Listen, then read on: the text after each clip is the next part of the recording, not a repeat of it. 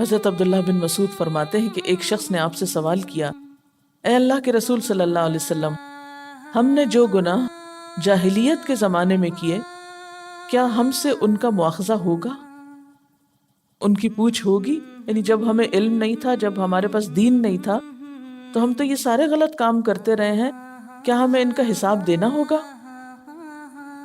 آپ نے فرمایا، جو شخص اسلام لایا پھر نیک عمل کرتا رہا، اس سے جاہلیت کا مواخذہ نہیں ہوگا، پچھلے معاف ہو جائیں گے۔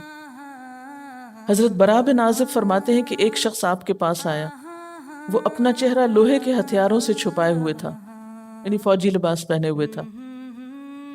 کہنے لگا، اے اللہ کے رسول صلی اللہ علیہ وسلم، کیا میں پہلے کافروں سے لڑائی کروں یا اسلام لاؤں؟